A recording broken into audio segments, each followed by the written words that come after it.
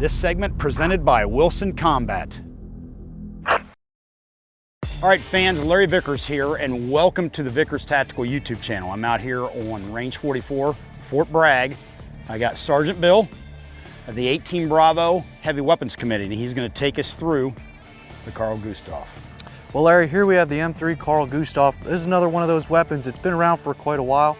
This one's primarily been for SOF-specific units, but the Army has decided recently they want to start fielding this on a more conventional scale. So you're going to see a lot more of these running around the battlefield. And what you anticipate, this will somewhat replace the AT-4 in the U.S. military, kind of like it has in SOF. Well, I can see the possibility of it replacing the AT-4, because as the AT-4, unless you have a specific type of AT-4, you're really not going to engage anything more than light armored vehicles or tanks with the AT-4. What's great about this weapon system is it provides the operator a multitude of options and attack methods on a target. And what I mean is you can attack things from main battle tanks, light armored vehicles, buildings, boats, power substations. It even has a anti-personnel round called a flechette round, which is basically 400 spikes that fire out, spread out, kind of like the Claymore mine. This comes from Sweden, the same car manufacturer Saab. They make a great car, they make a great weapon. I think, and I'm not 100% sure, the Rangers were the first ones in the U.S. Army to field this initially, and it kind of spread from there. Yes, they were the original ones to start fielding this weapon system, and now again it's SOF specific, so you'll see units like the SEALs, MARSOC, Rangers. The conventional Army finally caught on to it and decided, hey, it's a great weapon system, more options for the soldiers, so they should be fielding this primarily to their forces in the next 2 years.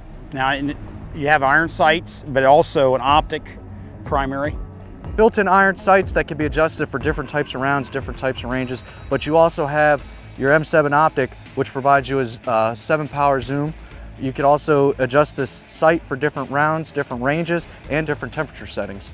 So based on whether it's times like now where it's the middle of summer, you know, you'd set it to your hot setting, and that would adjust your aim a little bit to compensate for the external factors for those times of year. Cool gun.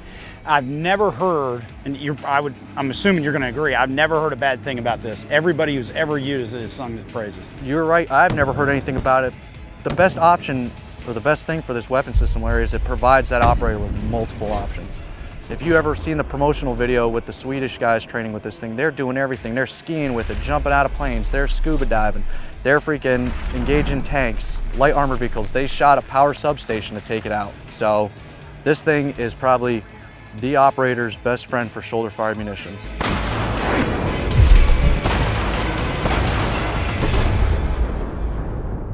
Unfortunately, I didn't get a chance to launch a Carl G downrange, but remember, the priority out here is about the future Special Forces soldiers and their ability to employ that weapon system if they go overseas. My deployment days are over. Nevertheless, can't thank the 18 Bravo crew enough for inviting us out here. We had a great time on Range 44 at Fort Bragg. Hope you enjoyed it.